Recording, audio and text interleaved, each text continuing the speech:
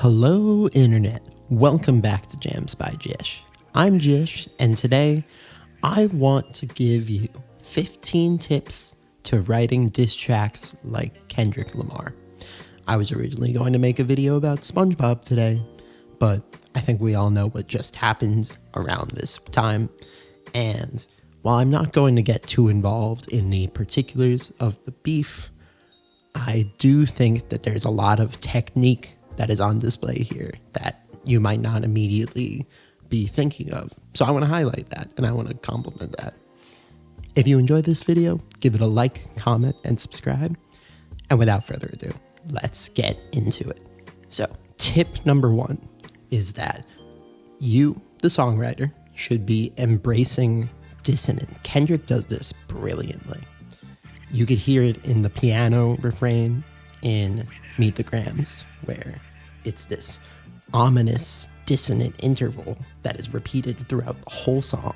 And the keys that are like arpeggiating, they're not forming a neat triad. They're dirty, they're messy, they're ominous. And this is the feeling that Kendrick wants you to have. You might not even realize it, but this is also prevalent in Not Like Us and Euphoria for that matter. It's an ominous interval and it plays really well for a diss track. We're talking chromatic neighbors, we're talking tritones, minor chords all around, diminished chords. This is how you make a song that feels ominous and scary. Next, I want to talk about the level with which Kendrick commits to the diss, the level he commits to the hate of it all. Kendrick Lamar does not like Drake, and there is practically no praise being thrown at Drake. It's a diss track, right?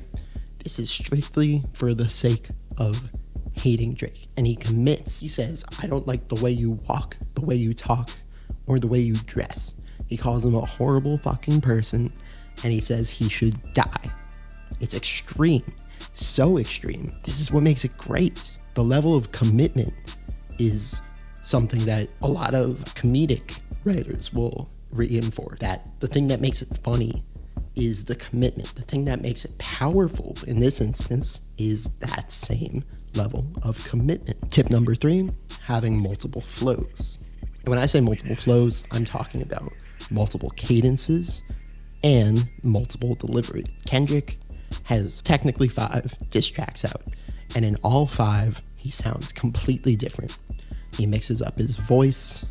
In one, he sounds like the Yin Yang Twins. In another, he sounds like moaning. And then he just ad-libs all the time. And he just makes noises. And it works because it's different. It varies to the ear, you know?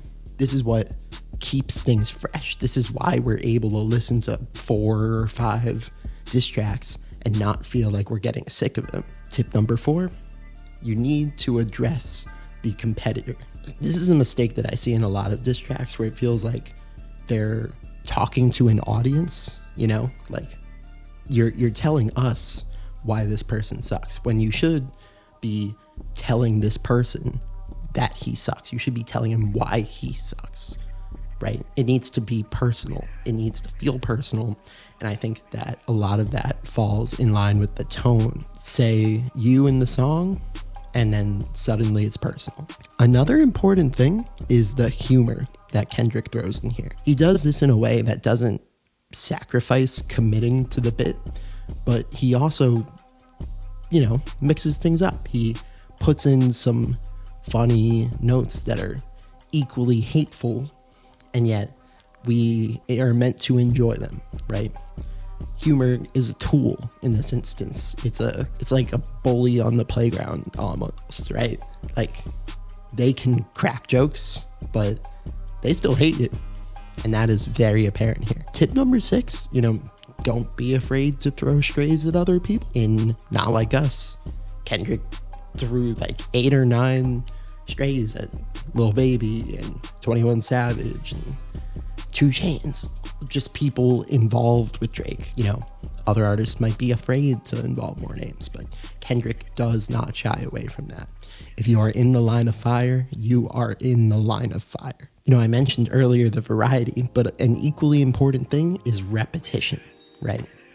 We have repetition of themes across all of these tracks, whether it's the subject matter that he's alleging or the themes, or whether it's certain lyrics that have popped up, like Master Manipulator is the one that popped up to me. And then, throughout the song, you also hear this like constant melody in the background in the instrumental, and it's repetitive, but it doesn't get overly repetitive for all, because there's just enough variety. But this repetition it adds legitimacy to the track. Something that I think was really cool that Kendrick did is he predicted Drake's next move.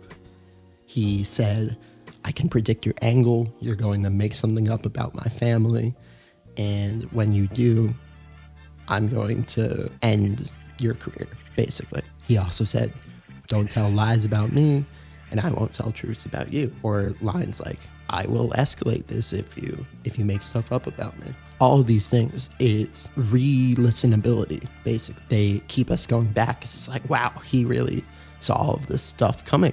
It's really impressive. Another technique is parodying your opponent. This is something that Kendrick did in 616 in LA, right?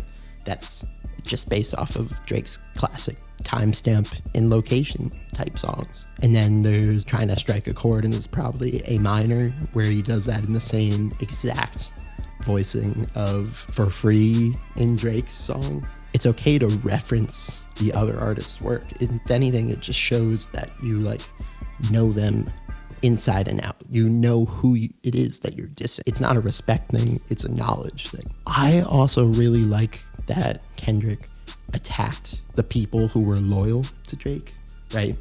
It's in a way manipulative, in a way it's like psychological torture. And I think that, it's a really interesting approach to take on a diss track, to be like, the people who you trust don't have that same level of trust in you, or like the people you trust are actively working against you. That sense of paranoia, that's what Kendrick is trying to achieve here. There have also been times where Kendrick's made some pretty bold claims. The next tip that I'm going to give is Kendrick brought receipts for a lot of these claims. Not for all of them, I'll admit that. But, if you're going to claim something, then be able to prove it, and you will look like the victor. In the same vein, don't get caught lying. This is something that happened on Drake's latest track, The Heart Part 6, right? When he said, whoever leaked this information is a bitch. But then he said, that's right, I leaked this information. It's like, are you calling yourself a bitch? How does that work, right? He got caught in a contradiction, and that just makes you look awful. Another thing, I think it's important to respond to your opponent's points, right? This is something Kendrick did pretty effectively. He not only predicted the whole, family angle, but he talked about various different points that Drake brought up throughout his track in his own diss. This is a debate. This is a call and response sort of thing. You want to address what they're saying. That way it's like, okay, you said this, but you're wrong. Tip 14, I think it's important to include a hook. This is something that Kendrick did in a couple of the tracks, and then Meet the Grams is probably the exception. But even in Meet the Grams, you have the repeated piano motif, almost as like a instrumental break, and that's like a hook in its own way. Including a hook, it's that repetition element, right? It adds legitimacy, it keeps you singing it keeps it in your head, and that's important because you want people listening to be singing your diss track. That's why you're making a diss track, for it to be listened to. And that's also my last point, right? It's important to involve the crowd. This is something that I think Kendrick did amazingly on Not Like Us, with the call and response bit at the very end of the track. There's these just tidbits that you could make TikToks to. You could chant it at a bar. You could hear it screamed at a concert. It's parts that are meant for the crowd to interact with the OV ho or A minor, all of these things. It's just ways of promoting that interaction with your audience. So that was 15 techniques to making a diss track like Kendrick. I tried to keep it as non-biased as possible and just talk about things that he did well. I hope that you all enjoy. All right. Thanks, everyone. Bye.